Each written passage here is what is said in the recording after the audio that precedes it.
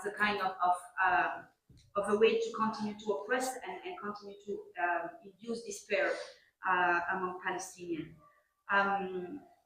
You have a lot of graduates as students from the Hebrew universities that are sponsored by the Israel, that are coming from programs that are sponsored by the Israeli Air Force and Army to pursue the higher education while serving in the army, utilizing their expertise to further military research and development. So students are basically taught to become weapons, to become those that will continue to oppress and those that will feed the system of oppression.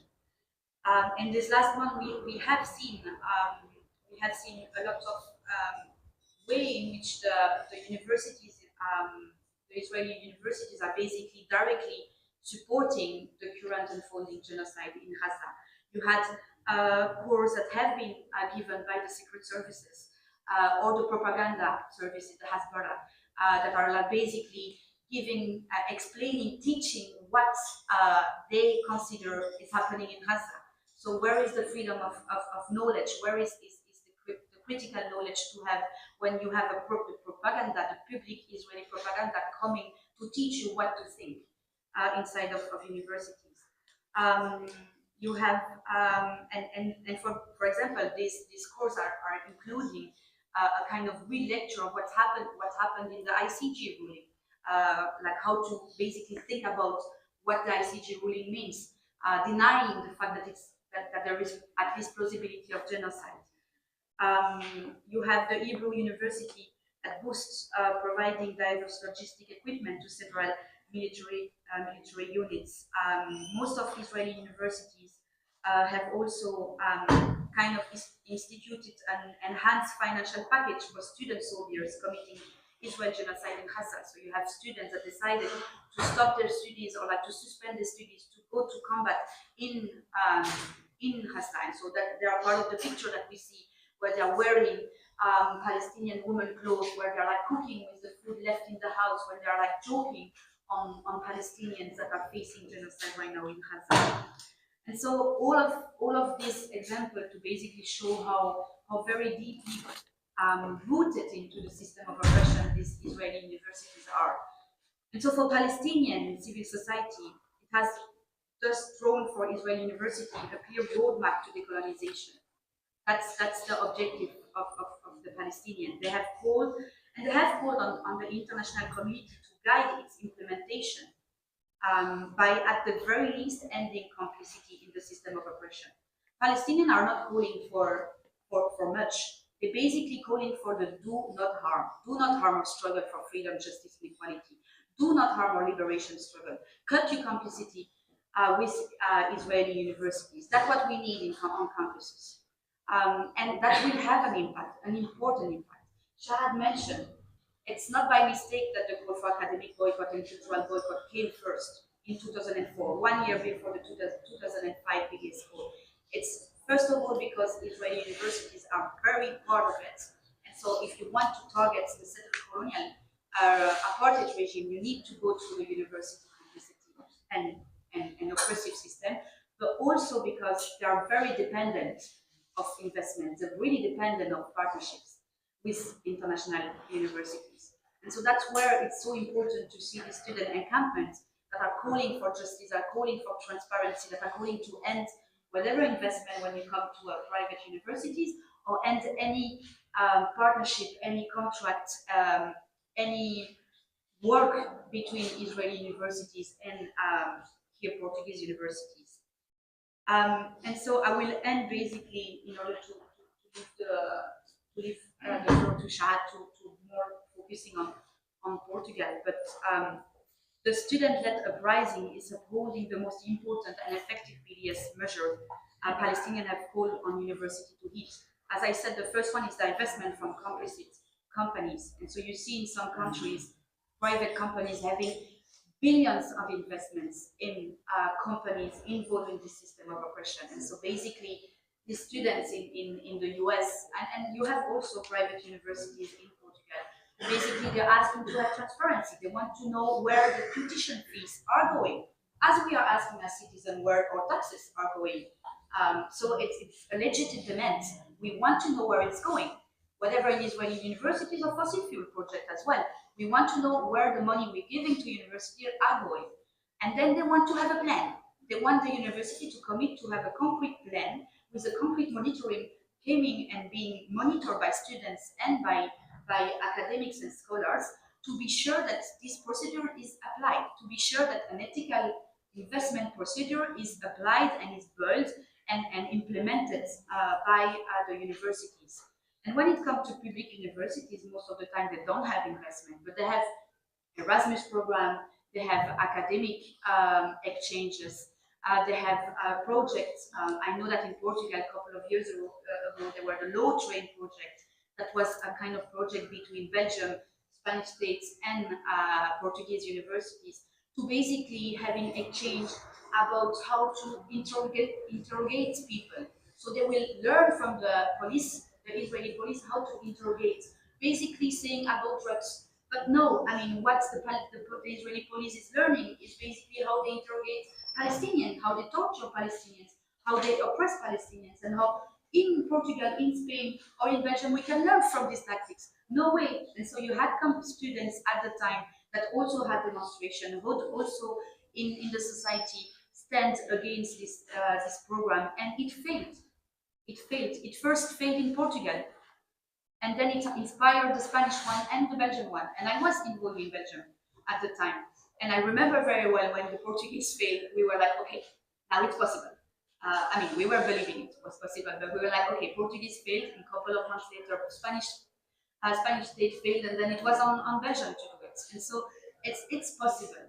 And it has been done in the past on the Law Train, but also just at the moment of fighting apartheid South Africa or fighting the involvement of the US in Vietnam War, this is possible. And so coming back and ending my presentation with the fact that we cannot give up hope. Hope is, Palestinians are hoping, are steadfasting, so that's also what we need to do.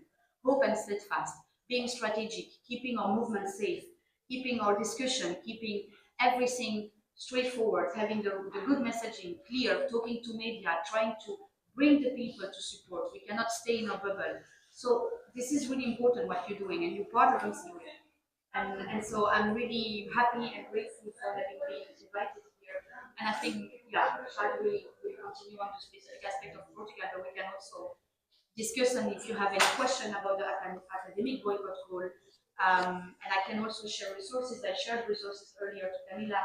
And so yeah, let's hope to see all the European countries and universities and campuses having this principal stand to end complicity of their universities and campuses and faculties with the Israeli settler colonial and apartheid regime.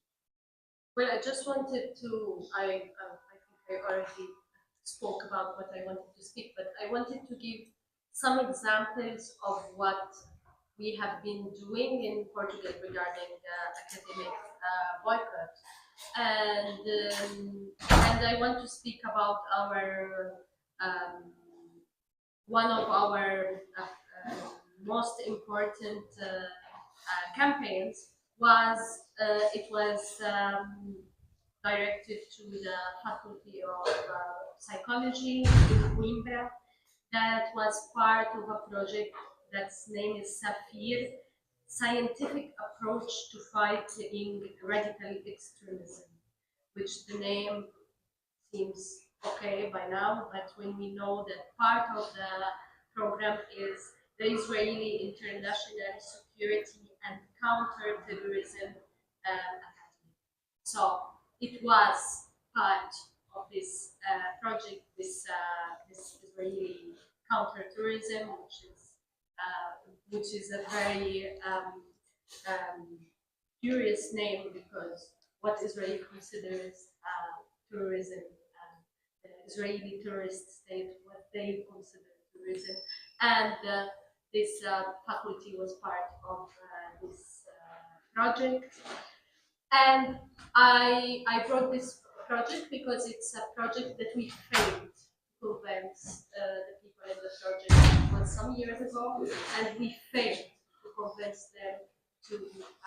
I believe that if this project was today, with what's happening today, with what's happening here today, the inhabitants, and so on, I think we will be successful to end this collaboration.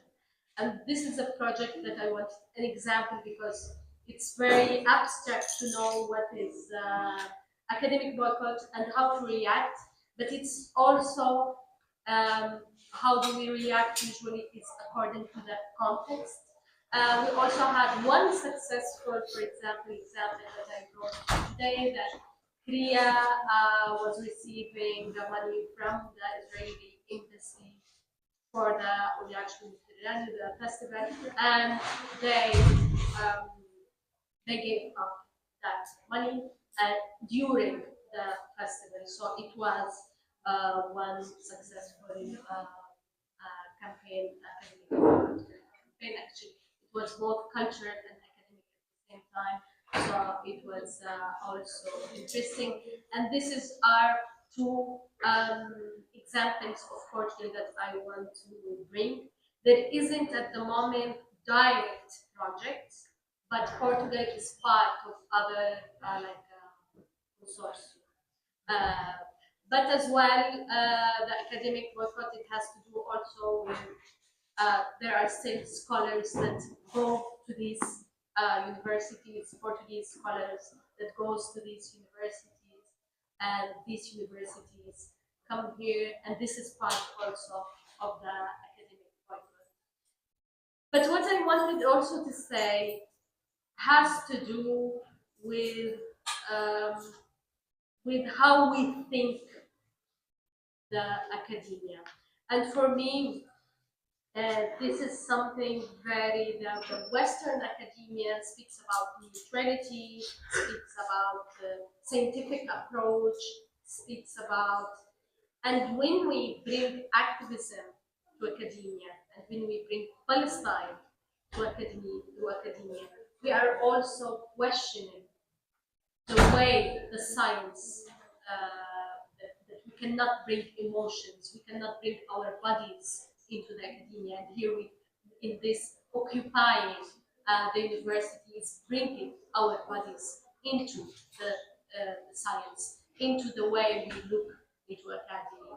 So for me, this is something that I also wanted to bring here, and I wanted to that thinking about Palestine is also thinking about our own way of thinking science and of doing science. And this is, for me, being here, being in occupying this faculty is also doing science. It's also questioning science. It's also looking at science from a different approach. And for me, this is also what is academic boycott, is to rethink science and to rethink academy. But I think we can leave for the questions and see what thoughts you have, what questions you have for us.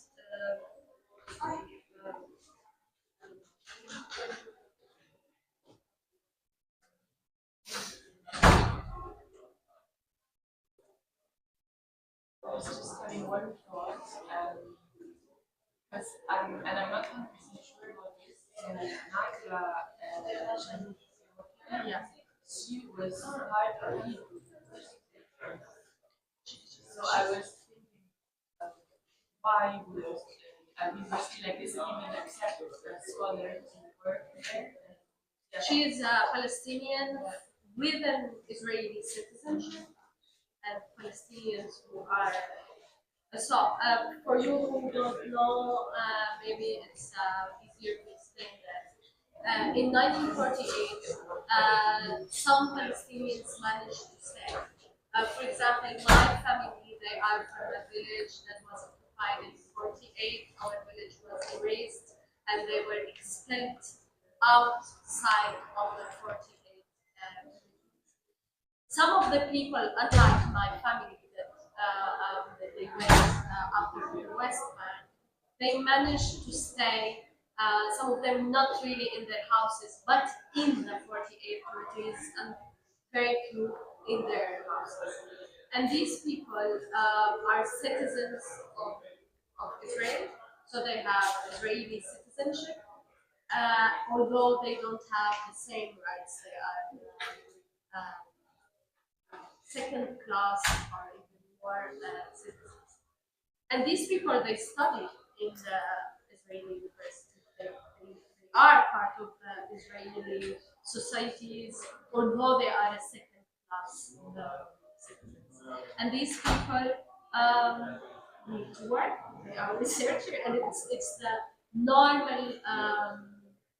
the normal process as they have an Israeli citizenship, especially that they are not allowed to work, for example, in the Arab world. They are not allowed to enter so many places in the Arab world, for example.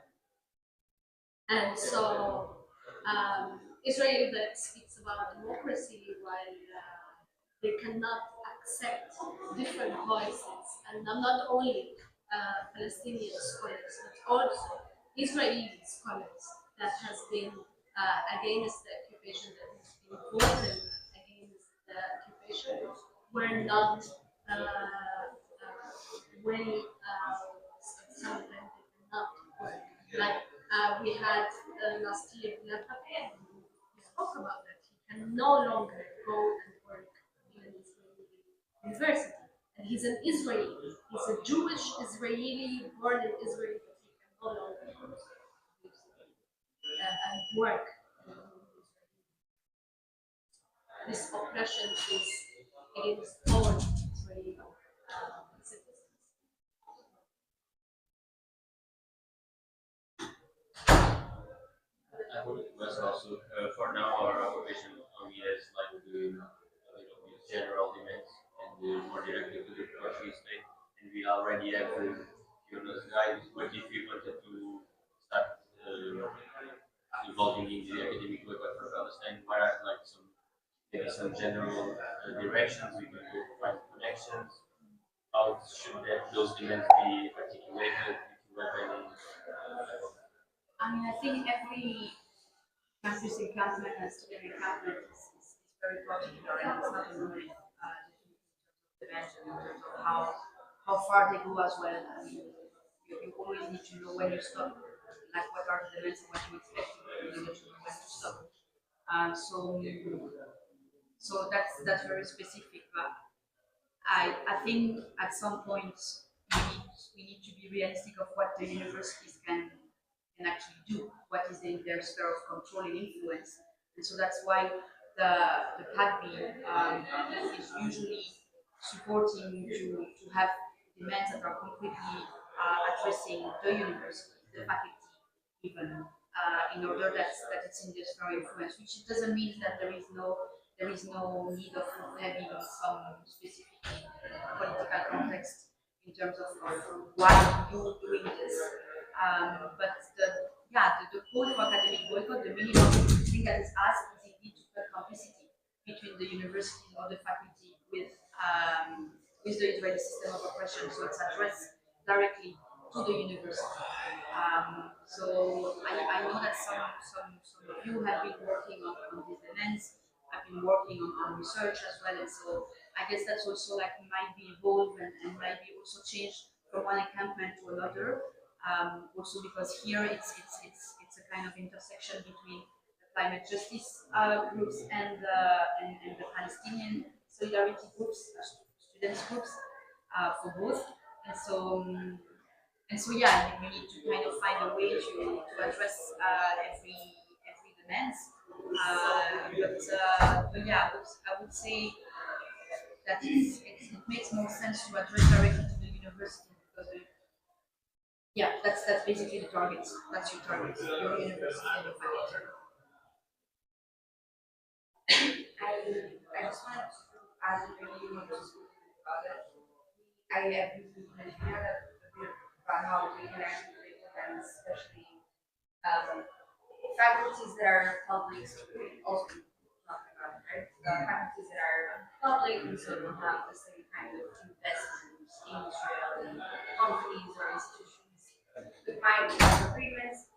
It seems to be the case, and it's still, I think, today I'm going to be dedicated to tracing these connections, but it seems to be the case that, for instance, SS doesn't actually have agreements with Israeli institutions. And one thing that Fiona recommended to me is that we still include elements such as, something I think something as a commitment not to create and I think that's very important. I think there is a clear also legal argument here. You have the International Court of Justice that ruled the plausibility of genocide happening in Gaza. Portugal is part of the Genocide Convention. That means that they already have to commit and to do whatever they can to prevent genocide to happen, based on this ruling of plausibility of genocide. And the investigation continues, and we know what's happening today in Gaza is genocide. But anyway, Portugal needs to, as part of the Genocide Convention, need to do whatever they can. Public universities are related to the state of Portugal. They are part of what we call what the Genocide Convention is covering. And so this ruling is basically putting on notice every institution and the state of Portugal to end from this. So it's not something that you're demanding, that is not already something that they should have done already. And they should, and the plausibility of genocide is there, so they should commit indeed to not having any agreement in the future. And I think that's it. I think it's also need to be also kind of connected with ensuring that there is a good transparency, because there are data that we have access, there are projects we have access, but it's still possible that there are things that we don't know as students, as academics, as scholars, etc. And so it's important that the university commits to look into their program and their partnerships, and then bring you the information. And if there is nothing, commit that they will not do more. And then that's basically a huge success, because that's the example that other universities or faculties need to follow. I just want to add a few things. First of all, I think the first step is to engage in a discussion regarding second step as well, engage in a discussion according to because I think before any further steps, knowing what is academic boycott, normalizing the discussion about academic boycott, which already happened in several universities. It's happening now here. It's no longer taboo issue. We can speak about it. We can discuss it. And this is the first basic step, I would say. And then I think the second step is to research. And it really needs a deep research because, for example, all the engagement of the Portuguese government with the LBH systems were not published in Portugal. We know about them because the LBH systems spoke about it. And this is how you should engage in partnership with other countries, with other activists, with the BNC, which has access to all these, the risk is PACB, that has access to different groups, and this might help you get information, get more information. In the academic boycott, I would say look into the European sources and not necessarily the Portuguese sources to know what's going on. Second of all, well, not second, I am not good at numbers. But anyway, what I want to say is the other step would be is to think that each case is a case. So for me, it's very difficult to ask something from all Portuguese universities, or from all, because we know that some study centers are more open to things that others are not open to. So I think we should work case by case and see the most radical would be a place to agree to be part of the academic boycott and not to commit completely the academic boycott. We know that not all centers are or departments are open to such a thing. So for me as well, the context is important and how to approach each according to the space that we know, to the way we know. And then we have this thing. We have group of studies and we have directors. And so who are we approaching is also, we have academic associations, student academic associations, which might be easier to adapt something than all Portuguese universities, for example. So for me, it's as well to work this way. This is what I want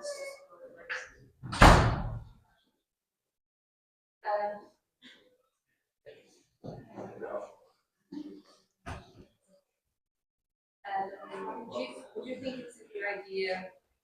The one thing that I was thinking would be a way to go was just to write an open letter, say to the director. In which every department is also like, of course, it's an open letter, so also to be published in other channels and whatever. Like sent to the director and CC'd to all the departments.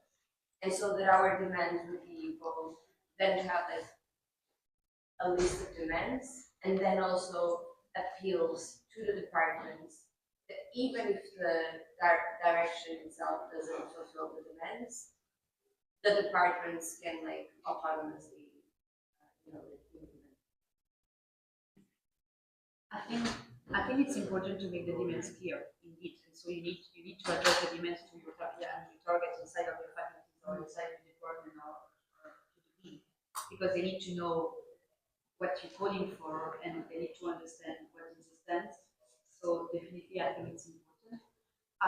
Inside of a campaign, I think it's also you have the goal that you want to achieve, that the dream goal that you want to achieve, but then there is also like steps in between. It's important to kind of design these steps. What are the steps for you? And think about how you would react to every step as well. In order to not be like taken by surprise as well if it's happening. Like basically to have an understanding between you. Like what do you do? But yeah, I would definitely have it as an open letter. And I think at some point, I don't know if it has been done or not, but other campuses, what they have been doing is also like having this supported by a range of academics or scholars and not. I mean, you can either like add one by one or like having the collective effect of all of them, like signing in a couple of days and then all of them, I don't know how much you have signing and then being able to have this collective effect that will protect them as well because they will not be alone, but at the same time saying it's not just students.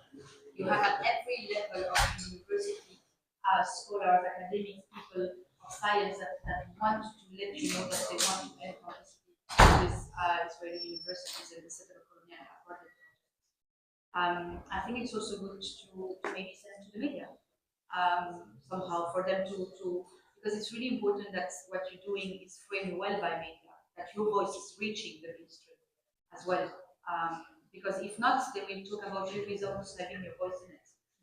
So it's also important to have something like a very public declaration, and also if anything happened, at least you have something written that is our stand, that is our stance. And if others, I mean, if at some point other things are coming in the media or like saying things that you haven't said or that you don't think, at least you have your demands and you have your stand that is clearly on your social media.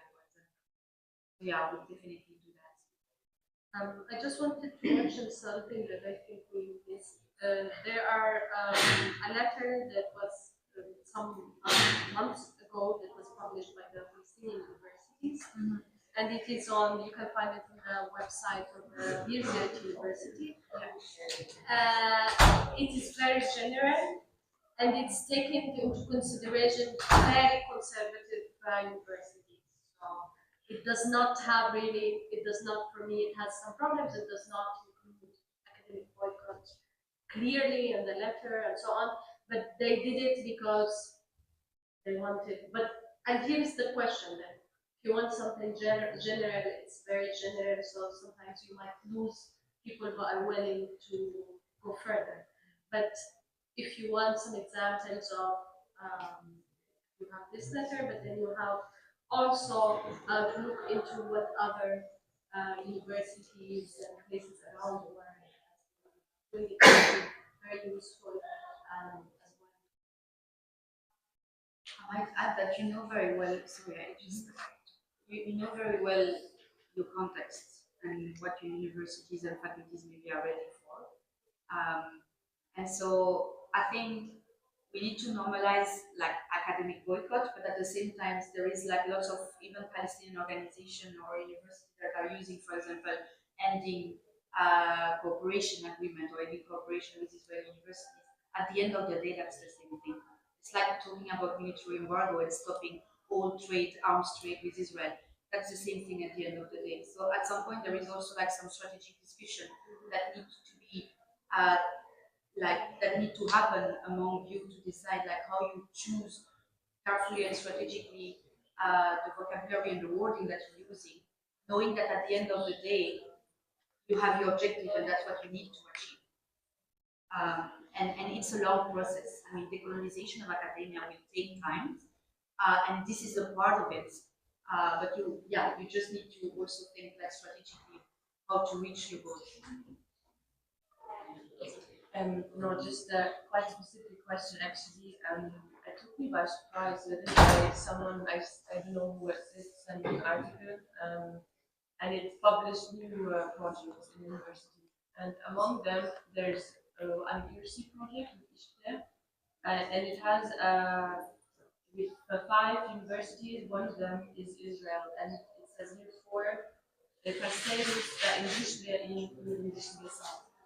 So I was, what is it? Sorry, it's an ERC project, I think. Okay. So I didn't do enough investigation yet on this, but do you think that like the ERC has to publish exactly what these projects are about and with what universities? Like, do you know where I can find this exact information? Because I was really surprised about this, to be very honest. Do you know like who is funding it, or like if it's European funds or? I need to see the article. Like, it's just like a news article. I can also send it to you. Yeah. They just published like, okay, this university got 10 million. This amount of money. I mean, it would be good to get to try to find some research. And they also sent it to Julia already. Yeah. And I think it's also good at some point when you have done some research, or even like before, like to see what are the other universities, and if you have contacts, to find contact with the student groups or scholars. Or and the names of the scholars, that's in there as well. Or the No, it doesn't say anything. It just lists find names. That's how it starts. And that's how everything starts. Okay.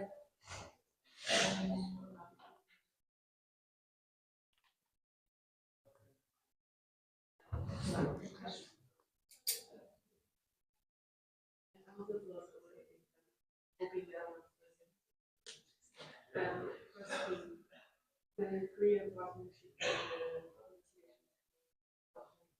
it was I lost time notion after the COVID, so I don't know. I think it was like a few years ago. They gave up and they never accepted. There is probably like no, it was Korea. It was a province of União Federal, and the União Federal was receiving director, and they did something very well. That they refused this after they were approached by several people and several organizations actually, and after that they did something. They did it the right way because they refused the money and they made in the program they had a talk about citizen culture. So in order to address it, because they refused it, but they still had an Israeli director who was not funded by Israel. So it was discussion also regarding that, regarding the cultural academic I'm not against it, she was independent. Anyway, this depends also on the context always. In that case, if I remember well, it was also to discuss this. There was a good discussion with me, with a person who is from the culture, both European culture related, and with one of the Arab directors. I think I went to see the websites you sent to me last years, and I was searching like for the partnerships in Portugal in the Culinary University.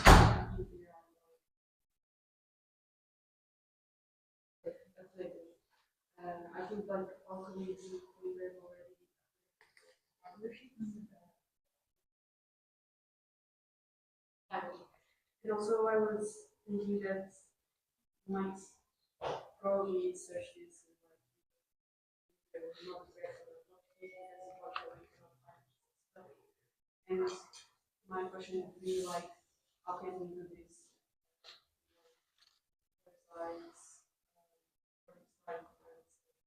and also I wanted to ask, why did the project between Belgium and Portugal? Because of mobilization, because the universities withdrew from the low train project. No, actually, no train was not with universities. It was with the. I imagine it was the university. No, here it was with the Ministry of Justice. Okay. So it was only with police, and in Portugal there were several organizations. It's also funny that I didn't know that it was the yeah. But anyway, it's each country they have their own way. But in Portugal it was only with the police and probably the police academy. But it was withdrawn in Portugal. The Ministry of Justice withdrew from the project because they were pressure.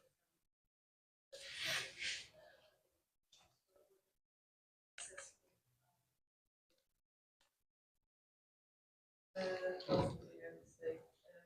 We have already talked with a lot of patients, also not understanding many arts communities. Example, craziness is not very and we really refuse to discuss between, I don't know, more the pain we would like to reach out so that I mean, No, you go because it's difficult. Well, I mean, I think the work on campus is kind of a microcosm of what's happening in society in general. We're dealing with platform, with trade unions, with movements that are not ready yet. I would say, and the strategy is basically to move the line and try to see what are the arguments, what are the fears, what they're not standing, what are the reasons behind. Is it just because they're like full of Zionist people? Is it just because they're afraid of being attacked and having backlash? Is it because they're not ready and they are a huge bureaucratic structure that needs to take time? Is it because they're just unaware and they just don't know? And you need to have like the education basically. So it's all of this kind of analysis of which is the environment in which we're moving. And I guess I guess like it's a violent work. I mean, it's very. I'm doing that kind of work, and sometimes I really want to. I will not say it. I mean, do I really want to? Yeah, be harder and like just throw this away. But at the same time, we need as much as these different bodies with us. So I guess it's more like trying to find the elements inside, even though if they are not at the top level, that might be from inside influence, and it's not something that will come directly, but maybe there is a way to influence and push the line. And also, I think at some point it's about once again coming with the word, the framing and the wording. When it comes to apartheid and genocide, I'm sorry, but there is an ICJ ruling of plausibility of genocide. So at some point, it's not their opinion. It's not a question of opinion. It's a question of there is international law. It's how it is.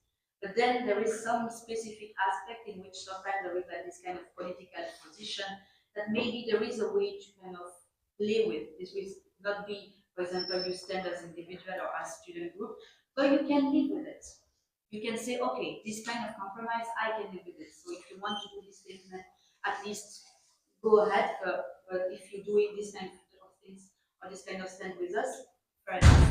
And I think it's a kind of golden balance between your objectives and the pragmatism. You cannot be too pragmatic, because if you're too pragmatic and realistic, then you're losing the values and the principle and the objective. And why are you doing it? But at the same time, if you stay too much like focus on your own wording, on your own objectives, and you don't try to find to reach a compromise, then you will just be alone, and then you're not you're basically staying into like talking and being radically talking, but you don't achieve anything. So it's kind of, I think, the kind of golden balance to find and to keep being principled and ethical all the way, but trying to see how you can influence them. And I'm not, I mean, it looks like maybe it's simple, but it's not. I mean, coming from the BDS movement and the BDS National Committee, it has been 19 years that we're doing that, and Palestinian has been decades that they're pushing for the narrative, they're pushing for the analysis, and slowly it's changing, but it's an intense work and violent work inside of colonial in a colonial space. No, there isn't actually a magic form, certainly.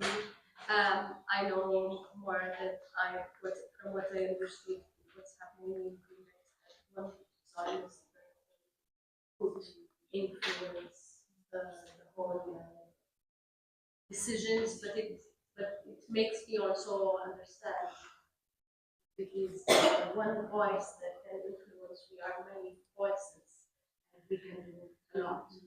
I think we can always remember that the process, it is a process. Ending the occupation in Palestine is a process.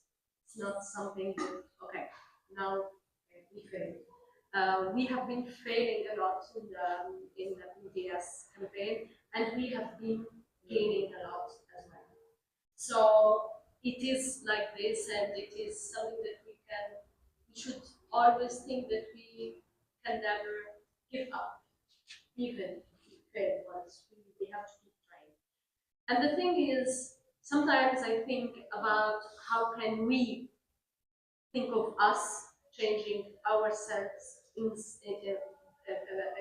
a way to change what's happening in the universities. For example, the language within the genocide, speaking about genocide, speaking about apartheid. First of all, I always say something when I speak in public. I'm not using this word metaphorically. I'm not using this word because it's a dramatic word. We Palestinian people have enough drama in our life. Who doesn't need one? I'm using it because it is the right legal term. And I think when we change our language, we normalize as well the use of these legal terms. And genocide, I think, at the beginning of the genocide was not accepted as it is accepted today, for example. And it is process. Unfortunately, it's a quick process because the genocide in itself has been a very quick process, but it also has to do, for example, who brought the genocide into the discussion were scholars. The first to bring the genocide into discussions were a group of scholars. So, as well, it's a way for us to think like how academia can influence the world actually, because it's a group of scholars that they are specialized in genocide and in their research, in their scientific way, they found out that what's happening in Palestine is a genocide. Ras Siegel was one of the voices that has been, because he is specialized in genocide, including the Jewish suicide, and he wrote this. I'm not sure about the title. Textbook against textbook for genocide. Yeah. And so, but for me, it's interesting to think how the influence how the academy can influence the world. So it was before it went to international court of justice that the scholars started speaking about genocide. And this is what I wanted to say. Practically speaking, maybe there is a way, if it's just one person, or maybe there is a way to see how to isolate the person from inside, or to pass through people inside that agree with you and that might be perceived as more legit than you are. You know, like kind of find tactics and ways to. I mean, I don't know the specific case, and I don't see that it's easy. But maybe there is a way to find a way to go around or to exclude and isolate the person, unless it's at the top, and then the people to keep out. I'm not running magic. Sorry. No, things like really physically violent. Like we approaching like the students and like students say we waited like students from Palestine and like we let us pass the end of the protest because we weren't in the principal organization. We didn't organize with the academic associations, with students associations, and then they were like us because they were saying that we were disrupting a lot of so it was really in a physical sense it was wasn't. They were like not us.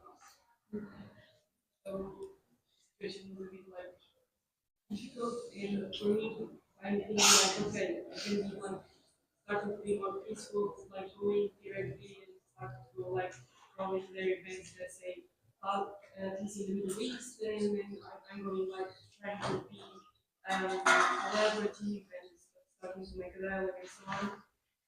But I'm not sure if like I have that energy in like people that are committed to. Everything happened like in public. You had no contact, private contact with them before, like to have a meeting. Or it never, they never on their paper. And people from tried as well, like. We need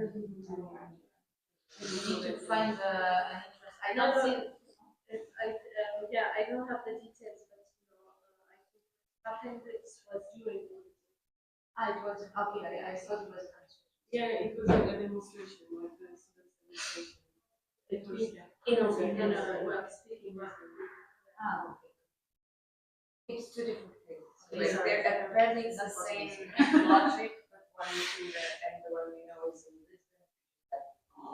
Students associations really want to.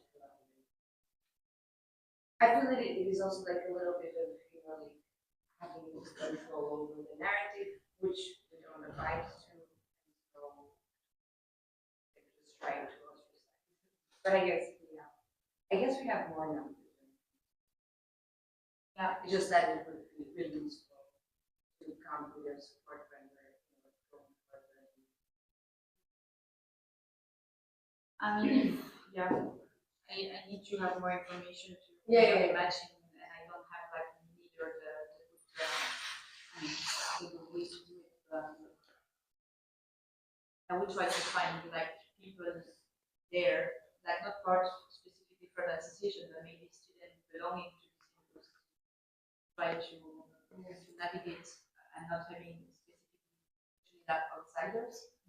I mean, in several cases, I can see that often movement or they're just afraid of not being able to control the narrative because they don't want to have like the backlash coming of something that they have not been involved in, which I kind of understand. I guess that would be the same for us. We don't want to have others talking in our name and misleading what we want to say. So yeah, I guess maybe there is a way to find the good person being able to at least understand what's their stand and what are the reasons why they don't want to do it. Like a principle and anxiety stand, or if it's like for like question of like not being free and being confidence and trust you, and then it's about building a relation. And at the same time, I know that there is this background of violence and it's not easy to, and we don't all have the energy, and that's why I think in terms of energy, it's also important to being able to know where you stand and to sustain yourself and have maybe other people taking on it. And, I mean, it's important that we sustain in the struggle in general. I'm not talking about the fact that we sustain on energy, but in general, I think it's important, and particularly for the encampment, to have a group of organizers, but you always need to ensure that some of them can take a step back in order that others can take the first line, and then having this way back in order that you sustain really this. Because you cannot be drained, we cannot lose, we cannot afford to lose people, and it has been long enough. So yeah, it's also important to think structurally speaking, to not be always on the first line, because if you're always on the first line, at some point you collapse. That's logical.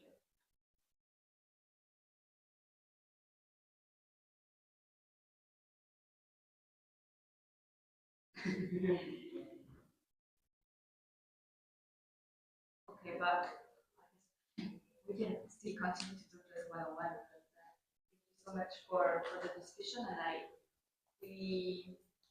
I'm really grateful for having the time to discuss with you and to be inspired by you. And yeah, I really hope you're gonna reach the goals that you have and that you will be able to continue this path of decolonizing your universities, starting or at least having these steps of ending complicity with the Israeli apartheid, the colonial and genocidal regime. I just wanted to say that a lot of people in Palestine have been saying now that the end of the occupation will start by students and in universities, because we see how what's happening all around the world is influencing decisions, for example, made in the USA, and I really do believe that the freedom of Palestine happens. It's a process, and it is happening slowly, and it's starting in small places, in small groups, and just keep freeing Palestine.